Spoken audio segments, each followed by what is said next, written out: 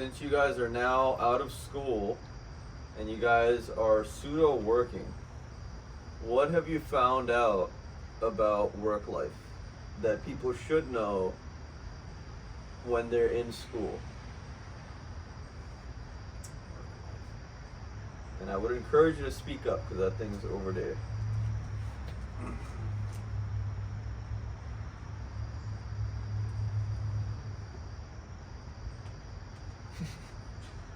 Work life, I would say trying to keep the balance. A lot of people, that was a big problem in dental school, especially early on when classes were hectic. Balancing clinic, you gotta keep doing the activities that you love to do. Even on days that you get out and it's 6, 7 o'clock and you're dead, you have to. Yeah. Because you'll feel so much better when A, your head hits the pillow at night, and B, the next day when you're back to work. Because you can't get stuck in that routine of just work, eat, sleep, repeat. It's just deadly, I think. So something I've been trying to do because I still struggle with it. Even if it's something simple like this, like something different. Yeah, like just talking with friends during the weekday. I think it gives you a little bit of an energy boost throughout the week. That makes the week go by a little quicker, a little more enjoyable. Even like one day, right? Like having something unique to do. I really advocate for that for sure. Like there's like this weekend type of mentality that I think we basically have to get into because that's like how society's kind of set up. And to me, it's like if you can break up your work week even with something unique, like a midweek weekend type of thing. Like you can still do productive stuff, just something new, something different, Yeah, I was just having that conversation with someone, I think yesterday, where I was like, the next couple of weekends I feel like I got a lot going on, so I can't do much, like, just do it during the week. What are you doing? Who are you talking to? I think Paul. Paul would say Paul or Josh too, I can't remember, yeah. Because I was like, I'm so stuck in that mindset of like, can't do anything during the week, but I gotta get out of it. So it's actually a very relevant conversation. What about you, Randy? I agree a lot with what you said, man. That's not my topic, but I just wanted to piggyback off of it. Yeah, I mean, we'll change it. I think in order to get to that point, though, it takes you adjusting to a new routine. Like, I feel like I've been working now, 2 months? Well, almost 2 months. And at first, it was like, you got no energy, you depleted. And then the more you do it, the more your body adjusts, Like, I'm going from waking up at 8:30 to waking up at 5:30. So, like, that 3 hours was a big change for me in the beginning. So, but now I feel like I woke up 5:30 today, work, went to the gym, and now I'm here. So, like, I think it'll be hard at first, but you can adapt to it if you want to. But my point was going to be like your question of difference between school and work. I think they both have their pros and cons. They're both different. But what I will say about school is, as much as people complain and stuff about it, you're coddled a lot in school. Like in school, the system is really no one gets left behind. Like they really hold your hand and make sure you get to where you gotta go. Versus in the outside world, it's like if you ain't holding your weight, somebody's gonna replace you. Like you're very replaceable in the outside world. You're replaceable in school too, but to a lesser degree. But in the real world, it's kind of like the stuff that you did in school really doesn't fly. So if you develop bad habits, like while you're in school, get out of them. Start to slowly switch them because the real world's different. I've been lucky to like work, go to school, work, go to school, and now working again. So it's like I really see the difference. And like the objectives for both of them are different. Like the objective for school is like, we're gonna make money, whether you finish or not, right? Whether you come and fuck up, you still paid us up front. Whereas the objective at a job is like, if you're fucking up, we're not making money. So the difference is the school got their money up front for you. Now it's your job versus at work, it's like you have to work to make the money. So that's where the objectives are different. So, and I don't think that's quite clear. You would think we would learn that in school, but So it seems like you're looking at, well, we're all dentists. We're going to be.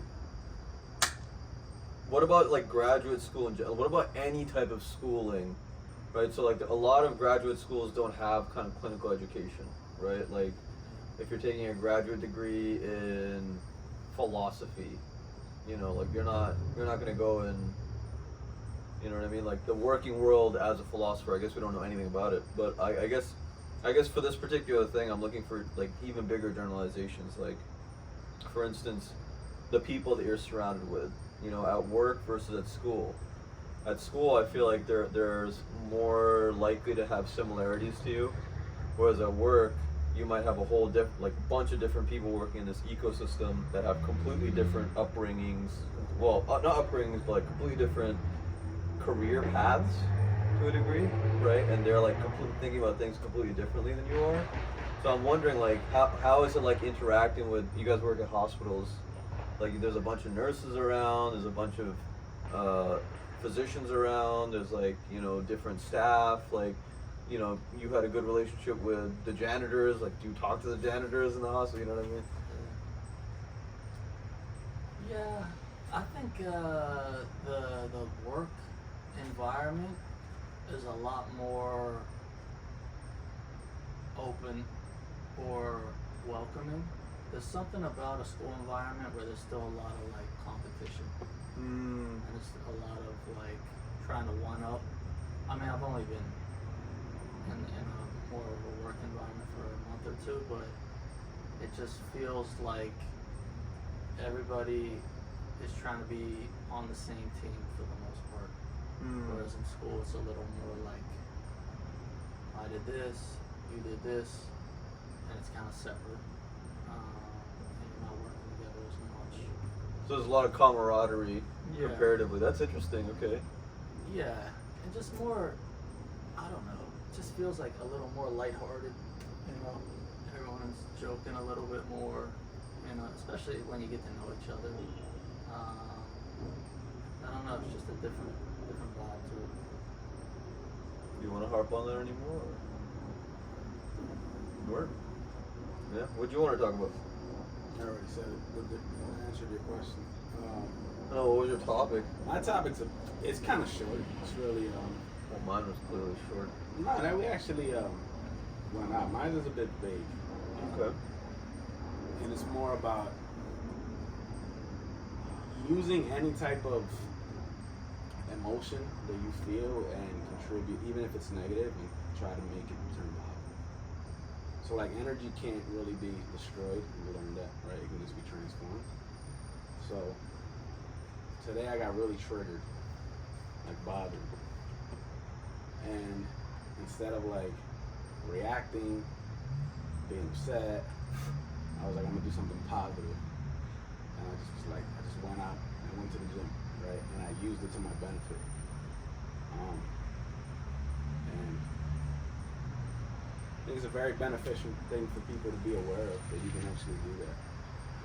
So were you like actively trying to be in a better emotional state, or do you believe that your actions of going to the gym allowed you to supersede the emotions that you were feeling?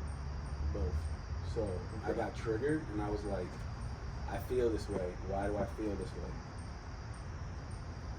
How do I can't control the way I feel in the moment, right? It's happening. So now it's how do I make this stop making me feel negative? So I actively sought a way to get out of that emotional state and turn it productive. And then to answer you, I think that's what the first thing you were asking. And then I went out and did something, and now I feel even better. You know what I'm saying? So it felt good to be like, all right, I'm aware of this. I'm in control of my environment. I'm going to take action. And then I did it, and now I feel even better about it. So That's huge. now I'm like, oh, it worked. You know? it worked this time. Who knows if it'll work next time? You know, it's a one increment sample. But you know. Yeah. What do you think it is? Like finding something that you know will lift you up, like putting yourself in that situation of the gym. Like for other people, maybe the gym won't do it, but what could they do to try and spin it into a positive? Just something that they know is like that one thing. No matter what they do, it brings them like peace. Yeah. So for you, it might be making music, right? Or for you, it might drawing a picture, right? Whatever you feel like, because at the end of the day, that's beneficial for you. It brings you peace, and you feel like you get some type of productivity out of it. Straight up. That's what I was gonna say. Like the productivity aspect of it seems like pretty important, you know. So I feel like if you can find a way to like harness that and make that second nature, you're essentially like a vessel. Any negative energy you get, you're just being more productive. You just like morph it into something. And we live in such a negative society that you essentially have unlimited fuel. I mean, a lot of the people that I really look up to on the social medias, they're basically like just do shit. You know, like get out there and do stuff. Like stop bitching and moaning. Just go do stuff, and you'll be happier. Like straight up. You know. Reminds me of the saying my dad used to say to me. To go do something, even if it's wrong. Yeah. Get out of here. You know. I don't like your attitude. Go do something. Yeah. It's so fun. Like that's a lesson that a lot of people just don't learn. You know. But then, okay, so what if someone has the counter example, or at least is like, okay, well, fine. I'm in a bad mood. I go and play video games. I'm in a bad mood. I go into social media. I'm in a bad mood. That's how I like disconnect, you know, like to me that has a negative connotation. It's kind of like forgetting about it instead of morphing it, you know, into something. But like, I feel like the productivity aspect, you kind of need it for some reason. Like as human beings, we like require some sort of progress in our days. Unless you get paid to play video games, like that's your profession, right? Or you're like an influencer. You make content for a living and you actually affect people's lives, right? Then, but if you're just doing it, I agree with you. You're just deflecting. Yeah, and there's probably other things that are like that too. I'm sure, like drugs. You know, people can go to drugs. Yeah. I don't know, sex. Like any of the things that like help you just completely forget, you know, about. So it's that's really interesting, honestly. So is that, Randy, is that something that you have just now realized, or is that something that you've realized in the past and you've tried to actively utilize too? I've heard it mentioned in the past, and I've never been put in a situation where it's like doing that. Like for some reason, like I was never in a situation to be able to apply it. Wow. I really want to ask what triggered you, but we don't have to go there. No, we won't. Yeah, we don't Keep have to it go. off. But the irony of this, right, is that the way I was triggered is because of my own ego. Oh, right, shit. Right? But what made me do the productive thing was also my ego. Yeah. Because I was like, no, you are not going to make me feel this way and me not turn it productive. Right? Because it's the ultimate FU to the situation. It's to not even address it, do something positive, and then like now it's nothing, right? You know what I mean? I don't know the situation, so we'll have to talk off camera about this. But like that's really interesting too. It's like you have like so much of what I do, even as a quote unquote leader, is like, oh, I want to inspire people and do all this cool shit, but then in my own personal life, like I suck at XYZ thing, and I'm like, I need to get better at this thing, otherwise how can I tell people anything, you know? Yeah. And it's good because there's like some days where I feel like I really deserve to have that attention, like that I'm actually like preaching some good shit. But then there's other days where I'm like, dude, you're just an asshole like making videos. like you're not doing anything great, you know? So I think the ego is definitely something to utilize productively. You know, I feel like we're happiest when we do that, and as long as your ego doesn't like disconnect you from people in any capacity, I think you're probably doing okay things. You Yeah, know. for sure. What do you think, Coos? Have you utilized that strategy before? Not really. I'm more so try to not let it phase me, but like turning it into a productive game is definitely, that's a power move, something that I need to try.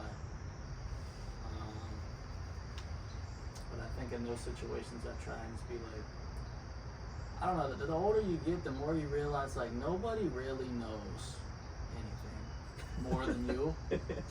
So like if someone's like on your ass or trying to tell you you're doing this wrong when you've had training and have done it, or you know, just trying to make it look bad or something, it's like I'm trying to get to the point where I'm like, I'm picturing like a 70-year-old guy that's just like, I don't care about what you're saying, you know, because I know what I know and I'm at peace with it.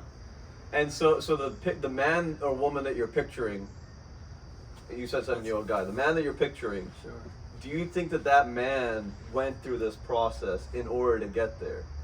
I also have a question based off of that, but answer it. Okay. I don't know if he went through that process. It's probably more of like a just living life, you know. I don't think he was at that point at my age, so maybe it's not good for me to be in that mindset. I mean, you don't know. But It's very more possible. So, it's like I said to someone the other day, like I want to have like slippery skin. Okay. You know. Yeah. I don't really care about thick skin, but like if someone could say something to me and I can just have it roll off me, that's what I want. Okay, interesting. It'll be acknowledged, but it won't penetrate me. So, are you worried that for an aspect of society that might mean that you get taken for granted? Like, for instance, like, all right, let me come up with a hypothetical. That was your- So let me come up with a hypothetical here, right? So you go to a workplace. You work at McDonald's.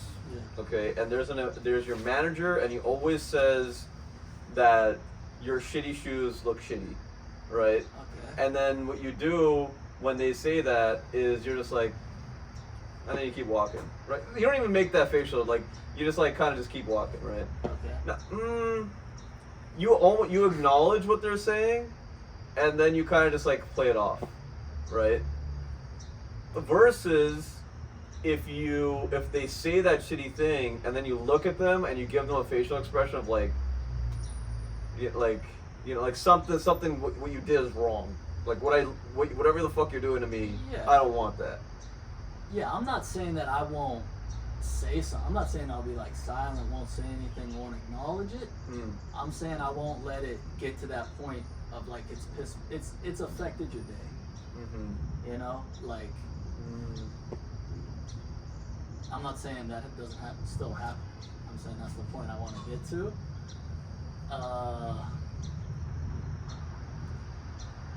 Because then you won't lose your peace as much. Yeah. You know?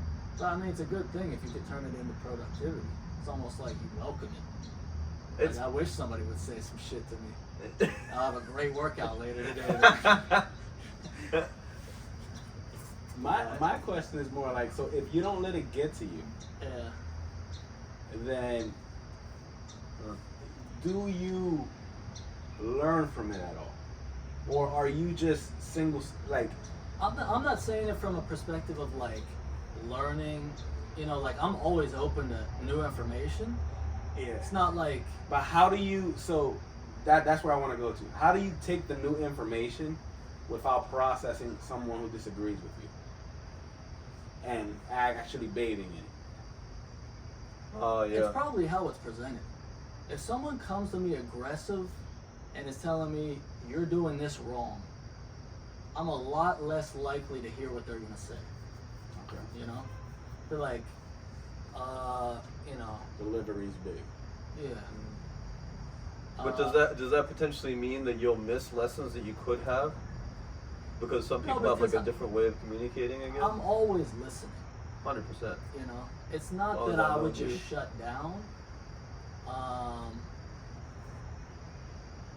you know, it's just more so you can't appease everybody, you know. So I mean, Right. career wise, Try. life wise, it doesn't matter. Yeah. You know, there's a point where I always want to be learning new things. That was actually going to be my topic. Oh, cool. Exposure to new experiences, but we'll get to it. But For sure. yeah, I don't want it to seem like I'm saying I'm stuck in my ways. Like, it's not that at all. It's more so just like negative people, or I don't know, condescending people kind of lurching down on you. Mm-hmm. It's like those people it's not people I want to be around or frankly get advice from, really. So Yeah, I let it mean, roll off you. dude, the situation that I'm in, I get a lot of that. I'm just like, fuck off. Thank you very much. But so my philosophy when it comes to like people being aggressive or like being a way that I don't really enjoy them being is something I guess I just did passively. But my friend Jeremy, that's in the book club, like a good friend of mine, he's a cool guy, but you know, you can come off a little bit rugged. He said one time, I think we were just like hanging out, he's like, Rob, you always do this thing where someone makes a joke, like, and then you make them feel bad for it. Like, actually make them feel bad. And I was like, huh. So I think my strategy is kind of just like to play along with it, manipulate it, and then serve it back to them. You know? I mean, in those situations. Yeah. Like, Because I feel like an urge to like socially sanction people like that. Because then the next person that's like me or whatever just like gets thrown into that situation. They have to deal with it too without them. You know, I want to like help them fight that. You know. Yeah. There's a time and a place for those things, I think. But was that him socially sanctioning you? Yeah, 100%. You know, he's like, dude, I'm just making a joke. Like, why you gotta make this like that? You know what I mean? Yeah. And that's what I try to. It's hard.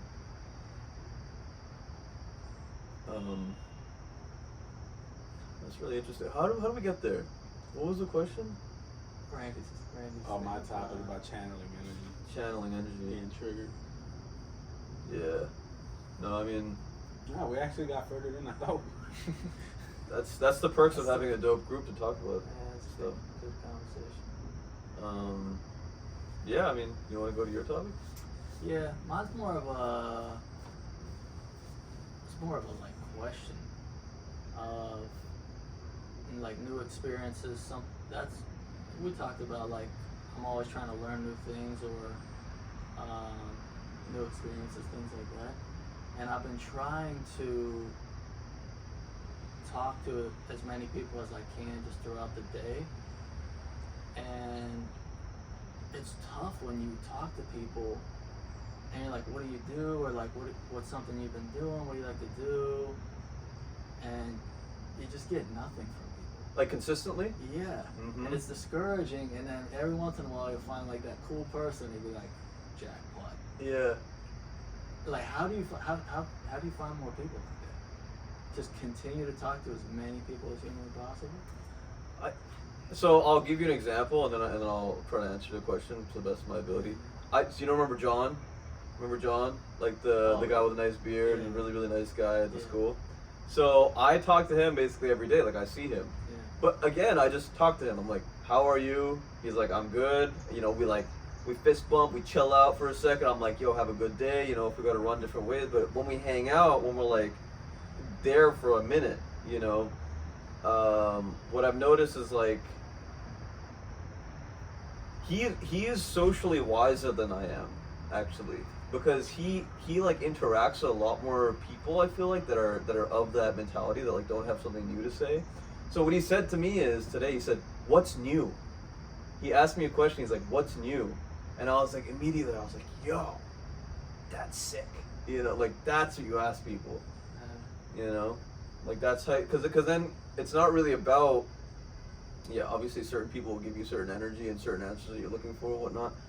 But you could, I don't know, someone said to me, get into people, and I feel like that question is a good way to juice what you already have. Yeah. It's not a like, how's it going? Yeah, it's like give me something. Yeah. What have you actually been doing? Yeah, that's good. That's new. What do you think, Randy? Dude, I feel like at work, I am either the person who is going to people, or I'm the person who got nothing. Like, I'm both. Yeah. I mean, there's, I'm sure we all are. Everybody is, I think. And the thing is, when I'm the person who got nothing to say, I know I'm doing it. I'm like, yeah. You wish you had something. yeah, to say. it's like I wanna give you something. I got nothing.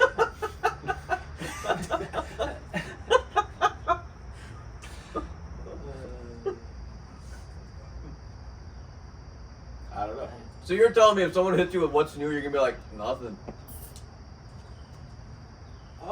or would you like actually try to go out of your way to like dig and find something? No, when people tell me what's new, yeah, I go like that, yeah.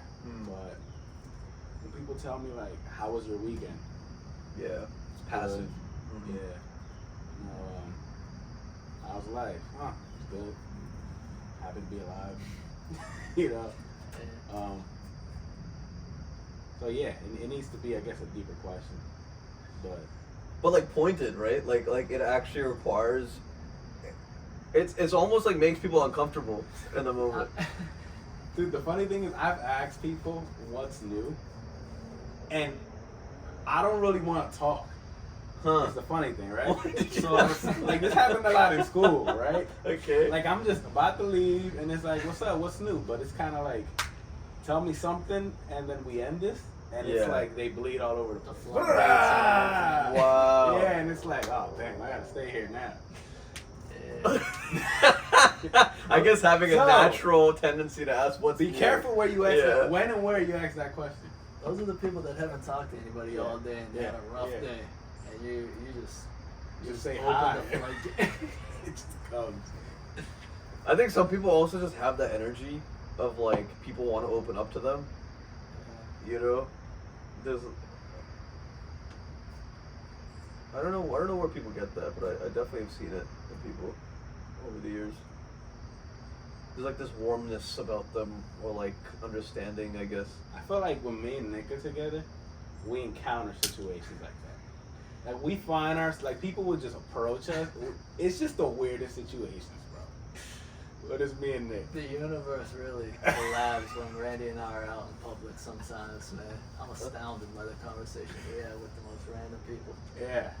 I mean, you guys are great to talk to. I'm sure it's a natural occurrence. I think if there's anything I could have like on camera, it's those interactions that we've had. It would just make me laugh endlessly. Some of the situations. Like what? Give the people watching a situation. Well, I know of one, but let's try to avoid dental. Yeah, I remember the one time Randy and I, we were with a group that we aren't regularly with, and we found ourselves, Randy and I were in the back seat of this car, and this person was just like dropping their whole life, like serious life stuff. Yeah. Like serious. Like I didn't expect it to come out like this. Yeah. And it's just coming and coming and coming and coming. And we're sitting there, and you know, we got like the side eye, because we like, I don't know what to say. You know, you're just like, damn. Like, and then what happened? You know, you're kind of just like leading the conversation. And then they were driving, and then another person, we parked, somebody went in to like, you know, go buy whatever, and then they came back up, and then like the conversation just stopped, and like we went on, like nothing happened. Yeah. It was See cool. this people and act like the conversation never happened. When he says deep stuff, he's not talking about like, oh, I lost my mailbox, Kino. This